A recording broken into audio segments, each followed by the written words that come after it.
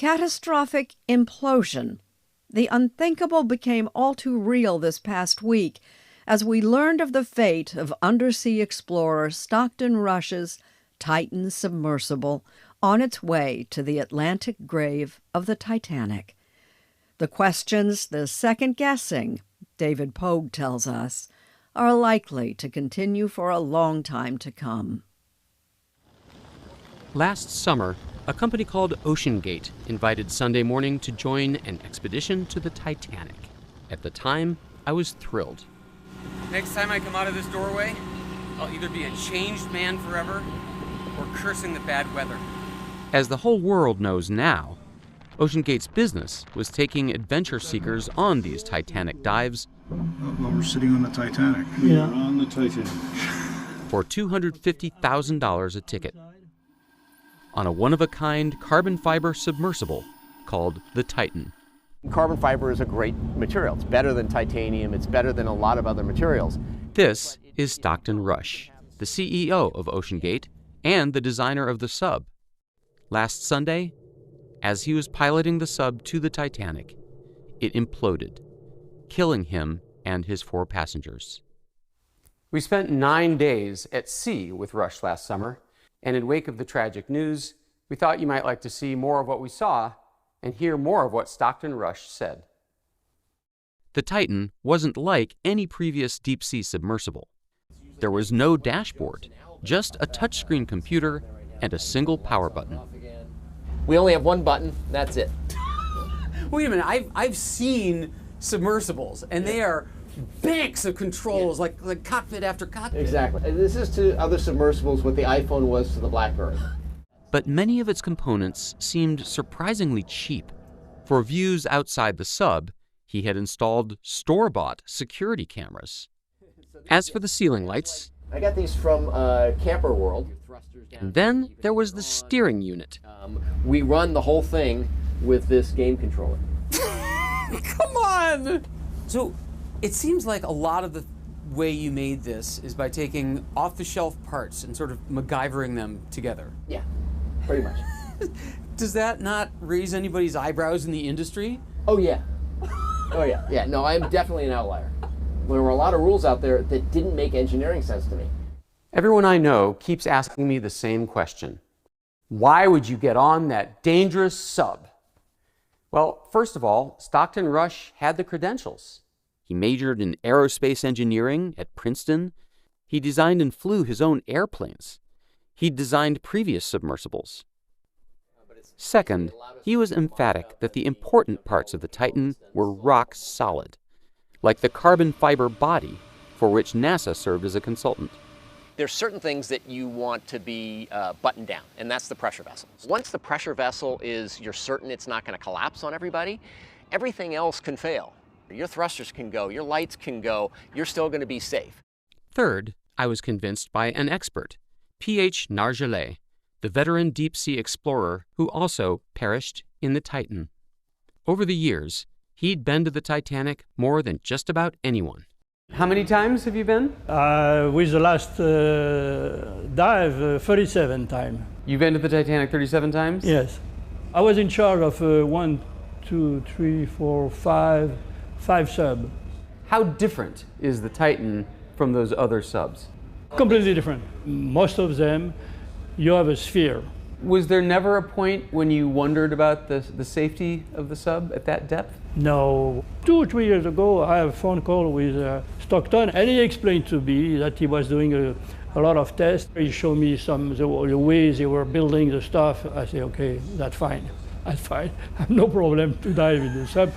I was also impressed by the sub's 7 redundant systems for returning to the surface. These are roll weights. We can actually roll this up and those come off. That gains us some buoyancy to come back to the surface. Okay. These triple weights, we call them, are hydraulically driven. Expedition manager Kyle Bingham.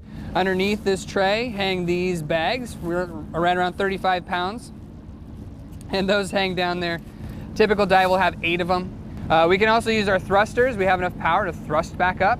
And then under this last fairing here, we have our variable ballast tank or soft ballast. It's an air bladder that we use a big 10,000 PSI air tank that's under the tail to fill that up, fill it with air, and then it helps bring us to the surface. There were even sandbags that detach automatically after about 16 hours, even if everyone inside had passed out. Their connectors would dissolve in seawater. So you have a backup of a backup of a backup of a backup of a backup. Correct. All stations are reporting the dive is go. Please stand by. Finally, the crew seemed to foster a culture of safety. There were checklists, inspections before and after every dive, and a 3 strikes rule. If 3 things seemed out of the ordinary, no matter how minor, they'd cancel the dive. I learned that the hard way on our own dive. We're in the water, we're floating. Woo! At this point, divers are supposed to detach the sub from its launch platform. So apparently those floats there came off the platform, and that wasn't supposed to happen. So we're scrubbing? Yeah, I think that's the consensus up here. Copy that. I never did see the Titanic, and I wasn't unusual. In OceanGate's first 2 summers of Titanic operations, it spent a total of 50 days floating above the shipwreck site. But because of waves, bad weather, and malfunctions, the Titan actually made it to the Titanic only 12 times. But through it all, Stockton Rush defended his unconventional approach. I mean, anything when you're trying something outside the box, people inside the box think you're nuts. Same thing when Elon Musk was doing SpaceX. Inside the box, everything's scary. But as early as 2018, there was concern about the Titan's design. A former employee says that when he raised safety concerns, Rush fired him. That same year, a group of submersible engineers urged Rush to seek certification of the Titan by a safety agency. Rush declined, saying that regulation would stifle innovation. At some point, safety just is pure waste. I mean, if you just want to be safe, don't get out of bed, don't get in your car, don't do anything. Yeah. At some point, you're going to take some risk, and it really is a risk-reward question. I said, I think I can do this just as safely by breaking the rules. So, Captain McLaren, have you spent much time in submarines? David, my total time under the water, divorced from the outside atmosphere, is a little over 5 3/4 years. No kidding. Fact. Retired U.S. Navy submarine captain Alfred McLaren is not impressed by OceanGate's innovations. I mean, would you fly in an airplane that somebody excitedly tells you, well, it's going to be a lot cheaper because we found a new way of attaching the wings? Yeah, right. He theorizes that the Titan failed not because it was made of carbon fiber, but because it was made of 3 dissimilar materials: carbon fiber, titanium, and plexiglass for the porthole.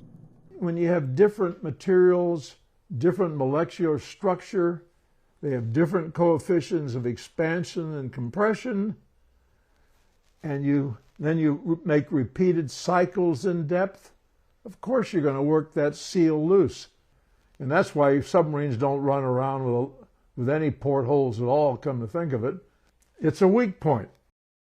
I think there's a great, almost surreal irony here, which is Titanic sank because the captain took it full steam into an ice field at night on a moonless night with very poor visibility, after he had been repeatedly warned by telegram, by Marconigram. In an interview with Anderson Cooper, filmmaker and veteran Titanic diver James Cameron pointed out a sad parallel between Stockton Rush and the captain of the Titanic. The arrogance and the hubris that sent that ship to its doom is exactly the same thing that sent those people in that sub to their fate. The world mourns the loss of Stockton Rush, P.H. Nargeolet, and their 3 passengers, British billionaire Hamish Harding, Pakistani businessman Shahzada Dawood, and his son Suleiman. Already, there's talk of restrictions and regulations and lawsuits. Will the OceanGate disaster mean fewer people going adventuring? Well, every year people do die skydiving and scuba diving and climbing Mount Everest. Tragic every time, and yet people still keep coming. Some people just have that itch. For them, danger is the point. The risk of dying gives meaning to living. I think Stockton Rush was among them. I wanted to be sort of the Captain Kirk. I didn't want to be the passenger in the back. And I realized that the ocean is the universe. That's where life is.